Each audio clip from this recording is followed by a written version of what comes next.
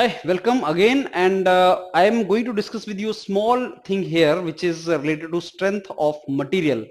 Now, strength of material is very important subject, I'll say, for both mechanical engineers and civil engineers. So entire design domain of engineering in both these branches that open with strength of material, and this concepts of strength of material are used in entire design part of your engineering. Now, because it is one of the core subject of both the branches, and he's certainly going to ask you questions in the interview also from this. So this subject, strength of material, is a basic subject for interview and the core subject for the branch. Wherever you go in any public sector or in any organization you go for interview, strength of material will be a subject. And when we start any subject, no, the questions which are asked in interview are little different from the questions which are asked in the written exam. So you need to cover the subject from both perspective. Now, when he is going to ask you strength of material, if you say, sir, strength of material is my favorite subject, first question comes is from the name itself. Why it is called strength of material? What is the meaning of strength here?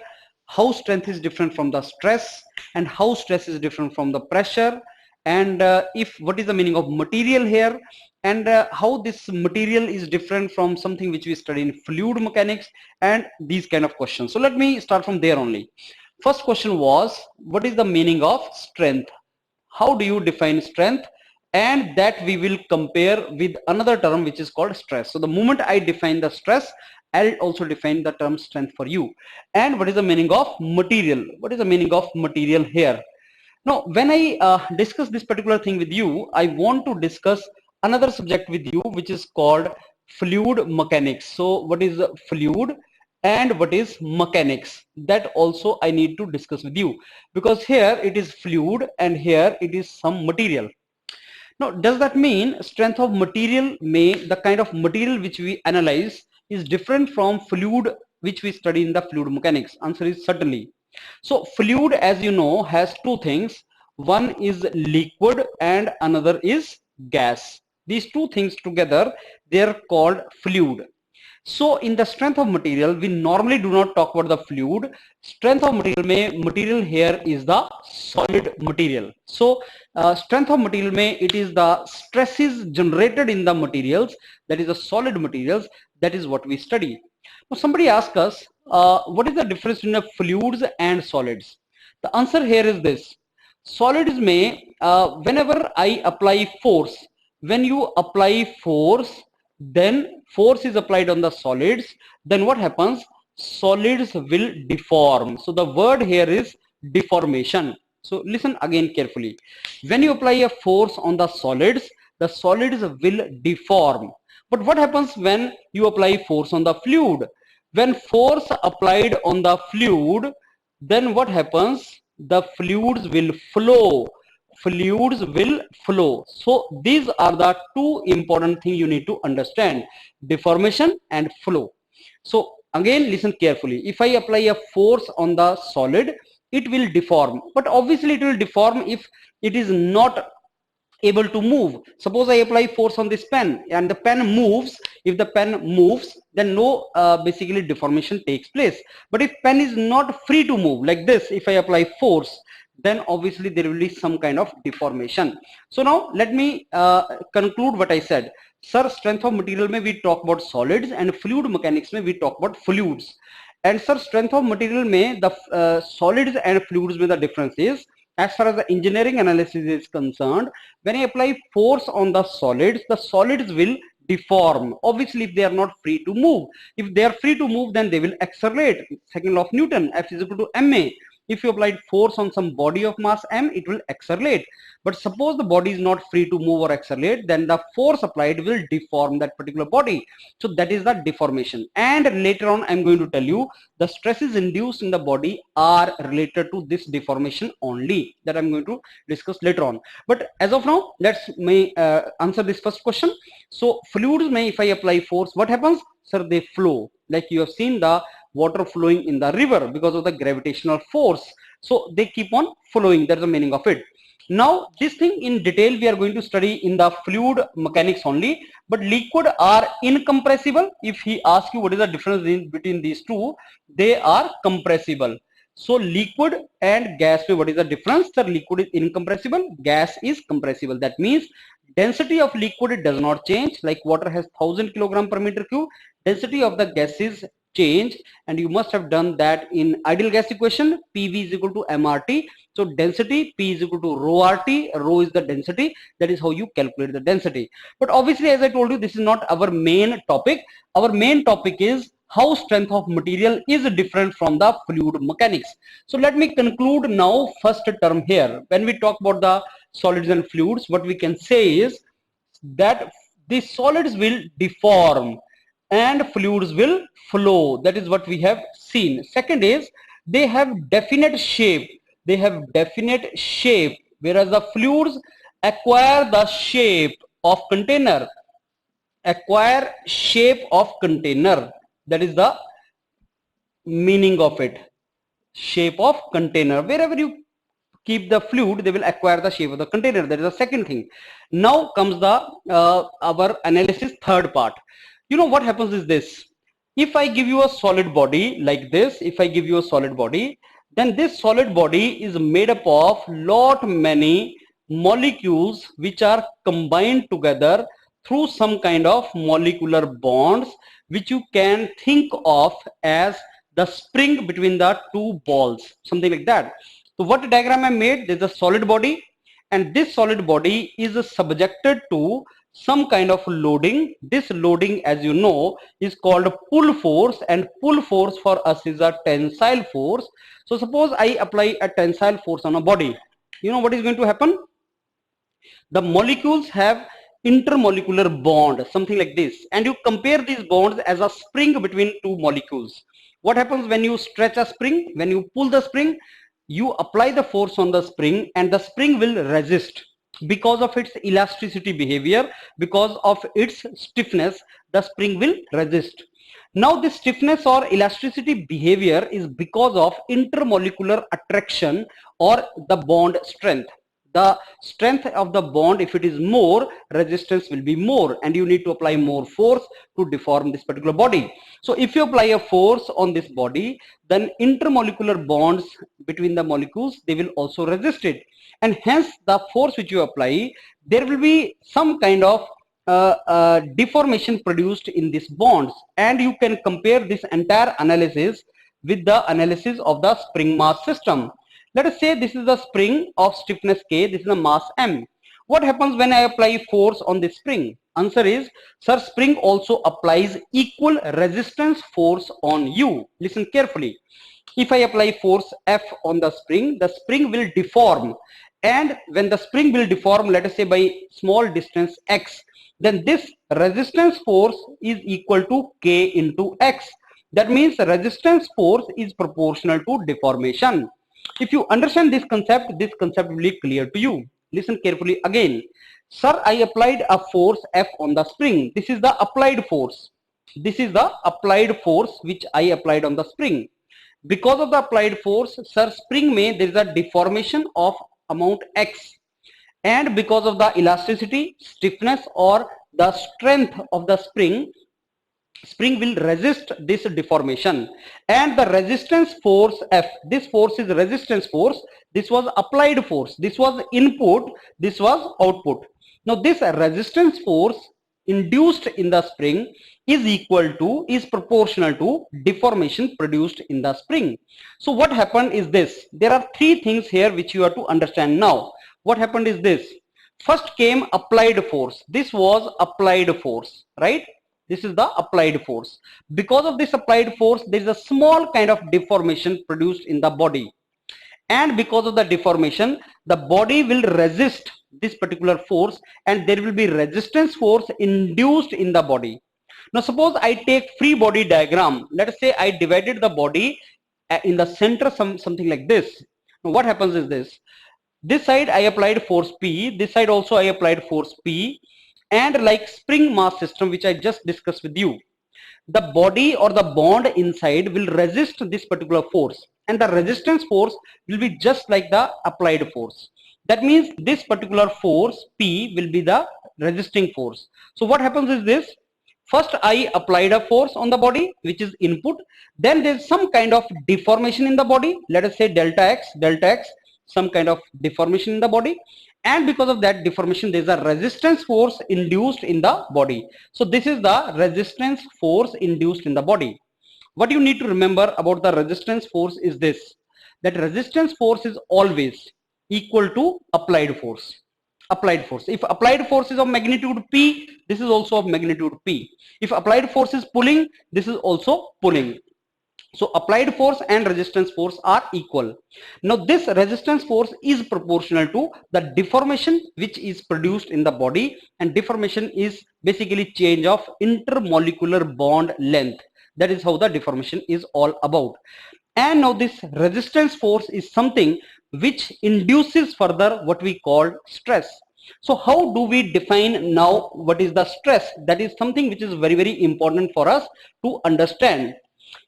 This definition of the stress you should always know. Stress is nothing but resistance force induced in the body divided by the area of cross section of the body. Area of cross section of the body. That is how the stress is basically calculated. So stress is not applied, it is induced. Where the student make mistake, they say, sir, stress is force applied per unit area. That is a wrong definition of the stress, because force applied is input and applied force per unit area is not the stress induced. Let me give you an example.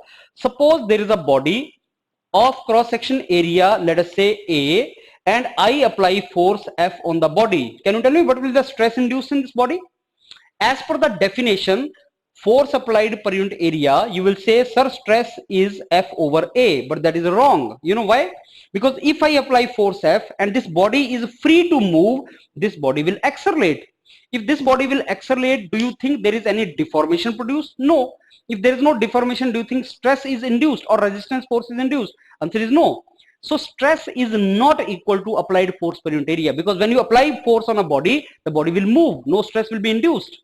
Hence, the stress will only be induced when you apply the force. Body is not in position to move, and that force eventually deforms the body. And when there is a deformation, there is a resistance force, and that resistance force actually leads to the stress. So if he asks you a question that suppose I apply force F on the body, do you think stress will be induced in the body? Answer is may or may not be. I apply force on my head, it moves, no stress induced. But now I apply my force on head, my head is not in position to move, and now the stress is induced. So you understand, force itself will not induce the stress. Only that force will induce the stress in the body, which produces some kind of deformation in the body. And if there is a deformation in the body, then there is a stress induced. Sometimes he is going to ask you that stress will always be induced if there is a deformation. Answer is no. I'm going to discuss with you thermal stresses later on. Thermal stresses are induced if there is no deformation. If there is a deformation, then thermal stress will not be induced. That is a reverse phenomenon of what we are discussing. But first, let me complete this particular situation here. So what happens is this: I applied a force on the body. I'm giving you two-dimensional picture now. Let us say this is the pulling force. Let us say the length of the body was X. This is the length of the body. Now, because of this force which I applied, there is some change in length of the body, and let us say that change in length is delta X. Now, this is the applied force, this is the original length of the body, and this is the delta X is the deformation produced. Now, there's a term which you should know, which is called strain. You know how strain is defined? Strain is change in length over original length. Later on, I'm going to discuss with you. There is something which is called engineering stress strain, and there is something which is called a true stress strain that I'm going to discuss later on. But engineering stress strain is change in length over original length is called engineering strain. That is the meaning which you actually use in stress strain diagram. So this particular thing is called strain. And if P is the force applied, inside also P pulling force will be induced as a resistance force. So what is the stress? Sir, stress is this resistance force inside per unit area. That is the stress. So now if somebody asks us that can you tell in the order, in particular order, can you explain what comes first and what comes at the end? So we will say, sir, first of all, applied force comes. First of all, applied force comes. After that, deformation comes. After that, deformation comes. And sir, deformation itself is called strain, because strain is nothing but deformation per unit original length. And because of strain, sir, there is a term called, whenever there is a deformation or strain, there is a resistance force. Resistance force is induced, and resistance force induced itself is a stress. So this is how entire flow is there. Do you understand now? So first I applied a force. That force deformed the body. Deformation per unit length is called strain produced in the body. That strain or deformation eventually, like spring, you remember, as the deformation is produced, that deformation eventually leads to resistance force in the body, and that resistance force per unit area is called stress induced in the body. Now suppose he asks you, which is input, what is output? Left sides are input and right side is output. Let me ask a question. Deformation and resistance force induced, which is input, what is output? Sir, deformation is input, like in spring, and this is output. Okay, stress strain, which is input, what is output? Sir, strain is input, stress is output. And do you remember there is a stress strain diagram? Universal testing machine mein we plot stress strain diagram, and this is the typical stress strain diagram of mild steel. Do you know that? So this stress and strain, on the x-axis normally we plot that variable which is independent variable. That means normally input ko we plot on this and output is plotted on this, stress and strain. He's going to ask you why you are plotting strain on x-axis and stress on y-axis. So you are going to say, sir, strain is plotted on stress strain diagram on x-axis because strain is the input and stress is the output. That means that there will be strain and proportionally stress will be induced in the body. Now we are still to answer one question, and that question is where the strength comes. Where is the strength coming? And before that, let me tell you the unit of force applied is Newton. Can you tell me the unit of deformation? Let's say meter. Unit of strain, no unit. Resistance force, Newton. And what is the unit of stress? Sir, Newton per meter square, and Newton per meter square is called Pascal. So what is the unit of the stress? Sir, unit of the stress is Pascal. Now what is the meaning of strength? And now let me define the most important thing here, which is strength. So strength is the maximum stress induced in the body till the failure takes place. So what is the maximum stress induced in the body till failure? That is called the strength of the material. And you see the word strength of material. You never say stress of material. Why? Because stress is a variable. Stress of the variable. Like if I say what is the mass of water, that question may not be true because mass of the water is proportional to the quantity. If there's more water, it will be more mass. But suppose I ask you what is the density of water, you are going to answer me, sir, 1000 kilogram per meter cube, because that is a property of the water. Similarly, when you ask me what is the stress of mild steel, that is a wrong question, because stress induced in mild steel will be proportional to what loading I am doing on the mild steel. But when I say what is the strength of mild steel, that is the right question, and you may answer to that, what is the strength of mild steel. So what is strength? Sir, maximum stress induced in the body till its failure. Because what is happening is, as you are applying the force, as you are applying the load, resistance is induced inside the body till one limit. After that, the body will stop resisting, body will fail, and that particular limit defines its strength. So मेरी strength क्या है? जब तक मैं fail नहीं हो जाता. Suppose you are loading me, you are putting some weight on my head. I will keep on resisting, keep on resisting. What will happen after one limit? I will collapse. मैं नीचे बैठ जाऊंगा. I will not be in position to take that weight. That particular position, that particular limit is my strength. So what is the strength? Sir, it is the basically capability of the body up to which it can resist, and after that it will fail. And irrespective of the type of loading, तुम कैसे भी loading करो, gradual loading, sudden loading, impact loading, बाद में तुम देखोगे, strength of the material is a unique number, unique value, that is a property of the material. There is a separate story that material has different kinds of strength. Like tensile strength is different from compressive strength is different from fatigue strength. So there are shear strength, tensile strength, compressive strength, fatigue strength, different type of strengths are there, but all these strength means the limit of the body till it fails. I'm still to tell you what is the meaning of failure. How do you say that body has failed? And you know, in engineering, failure does not mean fracture. Failure does not mean tearing apart. Failure does not mean uh, falling down from some particular part where it was attached. Failure for us means permanent deformation. So if I say this spring has failed, what is the meaning of that?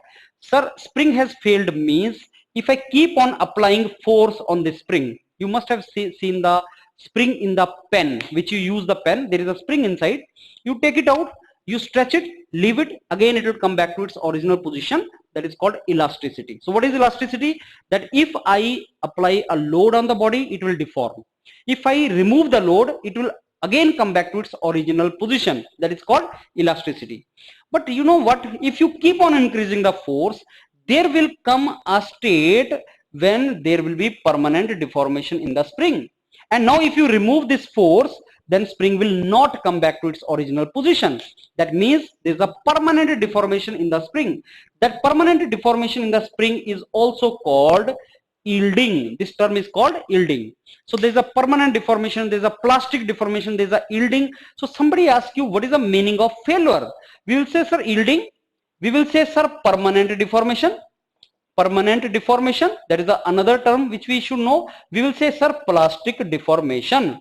Plastic deformation. So these are the names which are related to the failure of the body. So what do you understand by failure? Sir, permanent deformation. Sir, plastic deformation. Sir, yielding. And that is the point we define the failure. So now is this clear? What is the strength of material? Sir, the maximum stress induced in the body till it fails. Can you define me the fail? Yes, sir, I can define you the failure. Now, I was just discussing with you stress strain diagram. Those stress strain diagram will be discussed with you in quite a detail, but I'm giving you stress strain diagram of mild steel. I will tell you later on why mild steel only is taken to analyze stress strain diagram. But you know what? There are some points on this diagram. It is called elasticity limit. It is called, sorry, proportionality limit, then elasticity limit, upper yield point, lower yield point, ultimate tensile point, fracture point. Suppose he asks you that on this stress strain diagram, what kind of strength values you can calculate. So first, sir, on the lower yield point, I calculate yield strength. On the lower yield point, I calculate yield strength. On this maximum stress point, I calculate ultimate tensile strength. On this fracture point, I calculate fracture strength. But out of these three strengths, engineer is interested only in the design strength. So when we design some component, we are only interested in yield strength, because yield means permanent deformation. Do not misunderstand that permanent deformation will be here. Permanent deformation will be beyond elastic limit. So it's a elastic limit, this is plastic limit. So the moment you cross elastic limit, there will be permanent deformation. So for you, where is the failure? Sir, this is the failure. Then why you are taking this as yield point? Because, sir, if I take stress corresponding to yield point, it will come somewhere around E. The point E I cannot clearly demarcate, but I can demarcate point lower yield point. That is the reason I take it at lower yield point. But as I told you, I will discuss stress strain diagram in detail with you later on. So this is the yield strength, this is the ultimate tensile strength, and this is the fracture strength. Which strength engineer considers? This is the yield strength. So I think now I have made some sense out of here. What is the meaning of stress? What is the meaning of material? What is the meaning of strength that I have discussed? Last thing before I sum it up, he will ask you, is there stress induced in fluids also? Answer is yes, sir.